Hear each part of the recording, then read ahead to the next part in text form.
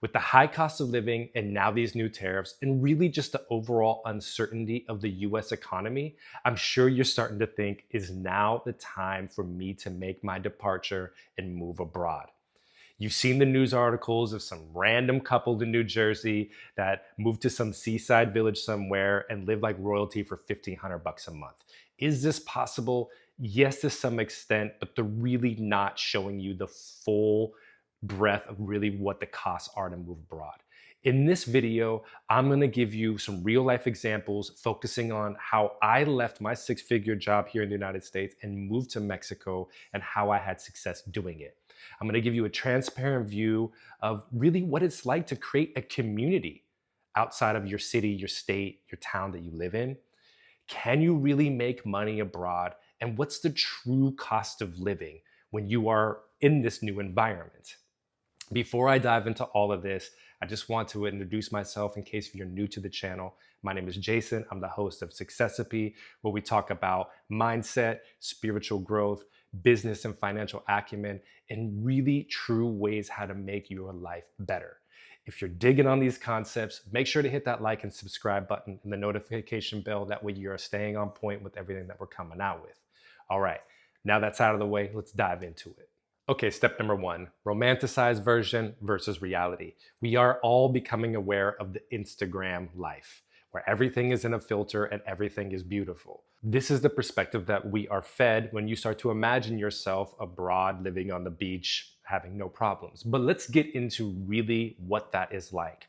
Coming from my perspective, when I moved to Mexico, the first 2 weeks, gonna be real with you, were really difficult. I struggled a lot with my mindset and my spirituality and missing people and, realizing that I wasn't just on vacation and that I'm actually here to live and make money and have a family and so on and so forth. And so that first 2 weeks, maybe a month, I don't know, it depends how well you are at manicuring your mindset and your spiritual belief, can really be a hard hitter.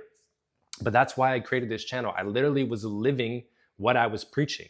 And as I was going through this new stage, the first 2 weeks, which I think are very fundamental, because as soon as you hit the 2 week mark, you start to realize that you are no longer on vacation. You are now wanting to assimilate yourself into this life. And what does that look like? And that's when all the fear comes in. But what I want to bring to your attention is that doorway to fear can be either a hindrance or it can be an opening to such a beautiful pathway of a new life, a new paradigm. That paradigm being you left your 9 to 5, you left your old life and wherever you are, and you are starting something new and you are starting on a clear pathway. So to go back to the realities of what it's like living abroad, is very first step is the cultural adjustment. And also the adjustment of yourself to realize that you're no longer on vacation. All the aspects of figuring out how to buy, a moped, or understanding how to pull money out and all these kinds of things. These are just small logistical things that eventually we'll break down as we get further into the video. But really the hard-hitting aspect of it is your mindset and your spiritual well-being. Once you, like I said, overcome that process and that fear and that ultimate growth, you will start to see, if you're able to make it through the other side, the true benefits of moving abroad. The second part of step one that I want to talk about is giving yourself some time. We are so acclimated in the West to just get right involved in it. We are trained to just run on that hamster wheel as fast as we can. That's one of the reasons why you want to get out of your 9 to 5, or why you want to leave the United States and make your departure into another locality. I'm no different. When I went to Mexico, I was instantly trying to meet who is the business class. How can I start to move in this direction of making money and having this sense of security? But what I learned is that you really need to focus on allowing yourself to permeate into the culture. Give yourself some time for other people to learn to trust you. You are coming from your home environment where you know your neighbor possibly, or you have your family, or you have these certain things that help you elevate yourself into new environments. Now you're moving to Thailand, or you're moving to Mexico, or you're moving to India. I don't know. Nobody knows you and you don't know them. Give yourself that humbleness to fall into the customs, fall into the culture. This will teach you a lot if you want to continue living in this space. If you just dive right on in, that's just the Western mindset, feeling like we have the ability to do whatever we want. And that's sometimes a problem with the culture aspect. They look at Americans, or look at Western as like, entitlement. This is where entitlement comes in. We buy the homes, we try to set up the businesses, but we don't care about what else is going on around us. And I want to just touch on that. We are moving into a place that isn't necessarily, we have no connection to. In some cases, you might have a connection with your partner's family or whatever, but if you're like me, I just moved to Mexico. I have been there a bunch of times. I speak Spanish. I have a community there. I've been working on a film there for the 2.5 years. I still need time to assimilate. And once I became very much aware of that, I stopped fighting it.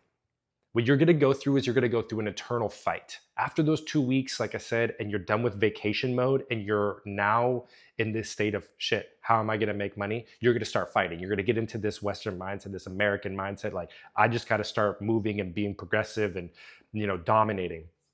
You are gonna be fighting an uphill battle.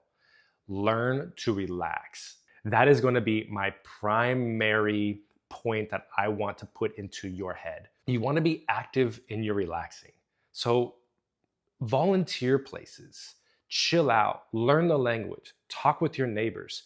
You're going to find out that everyone is a lot more polite to you than they are in the United States. You're going to meet so many people, it's going to be crazy. I met more people in, let's say, a month of me being down in Mexico than I have in 3 years in the United States. And I'm a very extrovert person, and I'm very active in the business community here in California, in the Bay Area.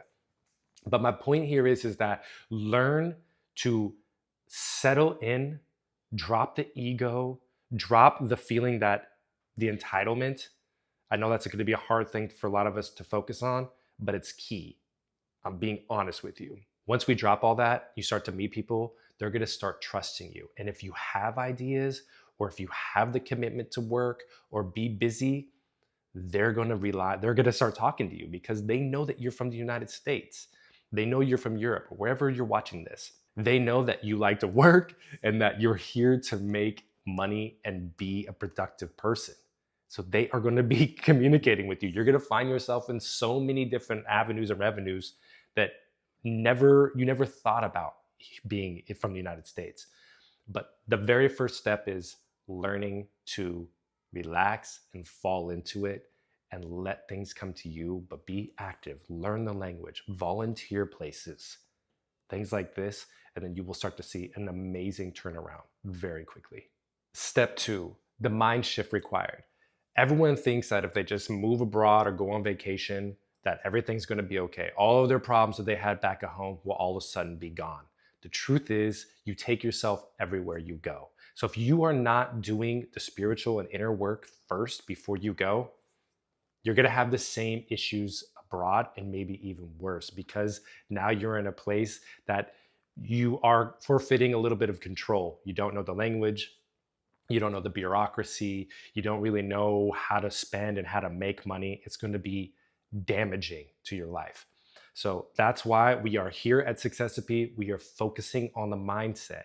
We're focusing on the spiritual journey and also, yes, the economic journey as well. But when we look at wealth as a whole, there's 4 parts to the wealth. There's economic wealth, there's spiritual wealth, there's mental wealth, and then there's physical wealth. If we just focus on one aspect, the rest of that pie is being neglected. This is a really important point.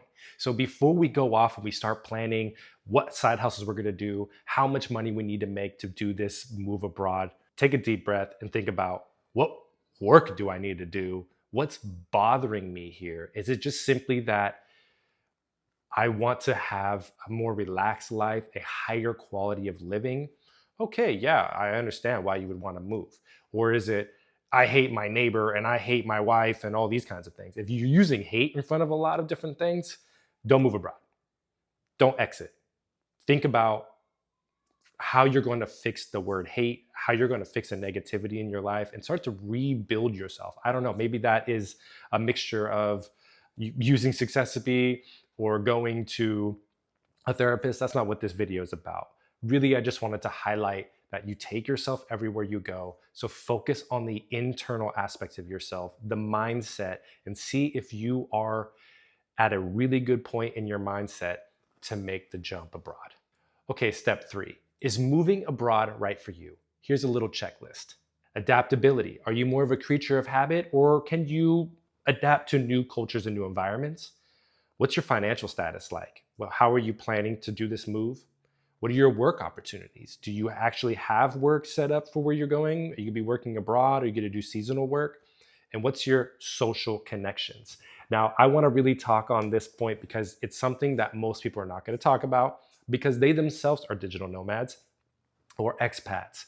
But I want to give you a perspective. When you're thinking about moving to a place, I want you to look at more or less what is the ratio between native locals and foreigners.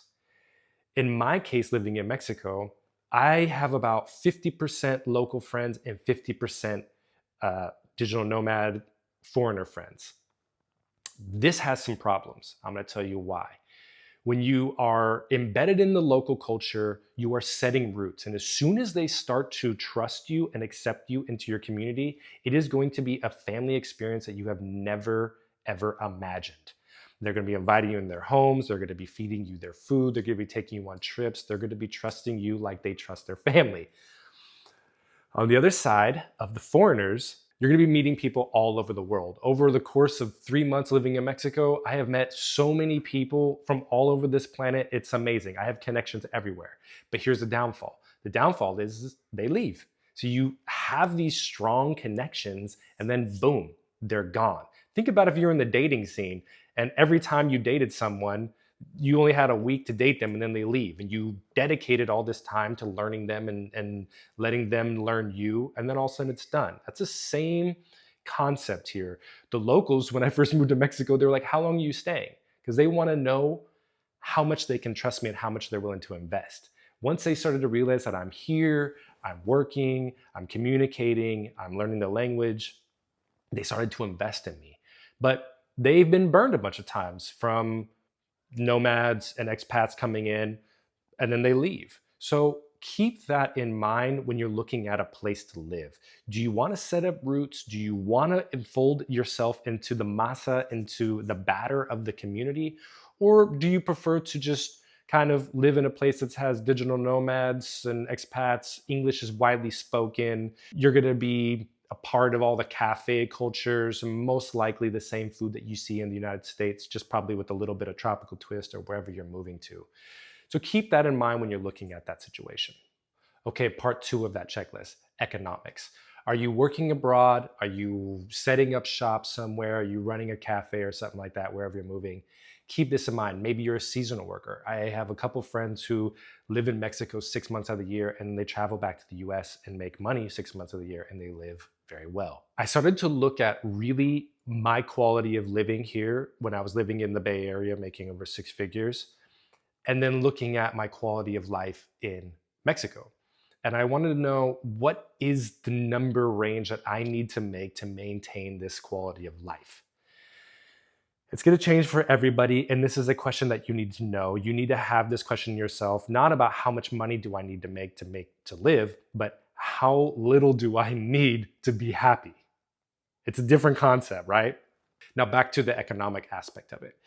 I have noticed that if you can make about $50,000, you will have a very high quality of living. And of course, this is excluding Australia and Western Europe and all these kinds of places. $50,000 basically allows you to have a very similar quality of life that you may be used to, if not better, than you have in the United States. Let me break it down. I live in a 2-bedroom, 2-bath house on the beach in southern Mexico. It has a roof terrace with a bar and a grill, an outdoor kitchen. I have a moped, and I eat pretty much whatever I want to eat. Very clean diet, a lot of fruits and mangoes and pineapples. And then, of course, I'm constantly cooking Mexican food and so on and so forth because I live in Mexico. I pay $1,150 for that. And that includes all services, internet, water, all that stuff. $1,150. When I combine all of my expenses, gasoline, even transferring money, which costs money to take US dollars and convert it into Mexican pesos, that costs money. Food, going out, I don't drink that much, but whenever I do, I incorporate all that.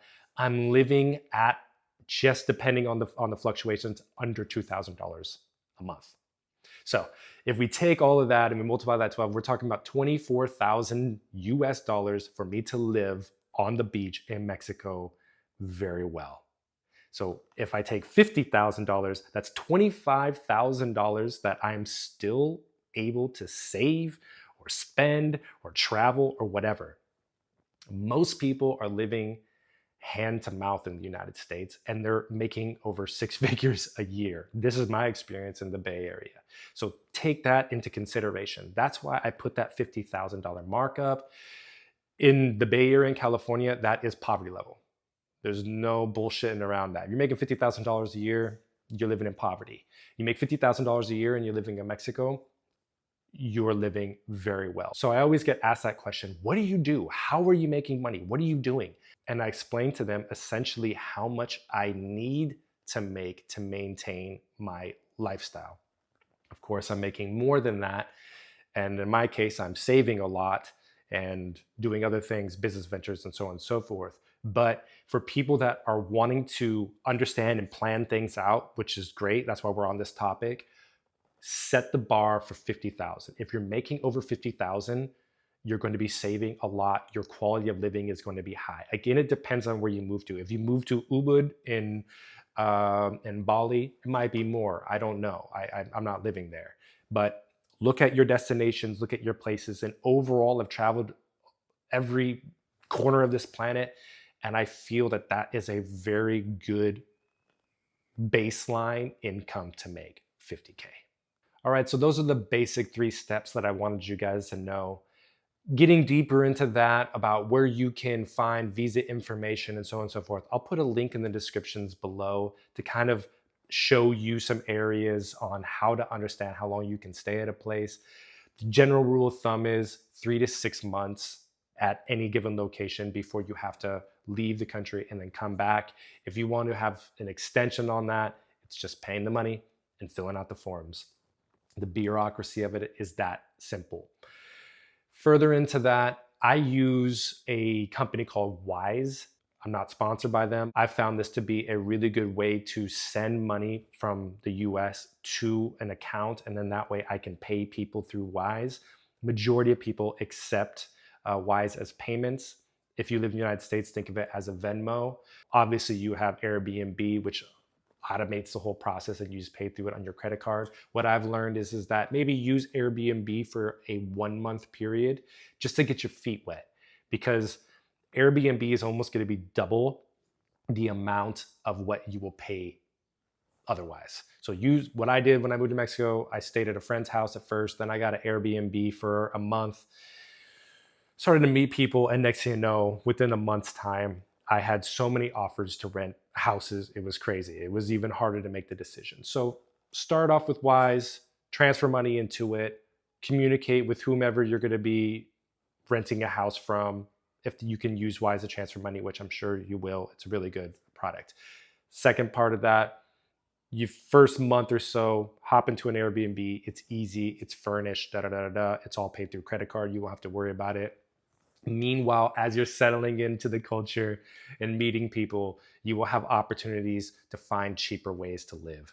And that is, without a doubt, going to be your experience. If this video resonated with you, you want to check out video 2, where I talk about getting out of the 9-to-5 rat race and how it's not about money that's holding you back. It's about fear and how we are going to overcome fear and use fear as a positive to move forward in our success. Thank you so much for sticking in with me, and I hope this video was exactly what you were looking for. Stay tuned for more. Ciao.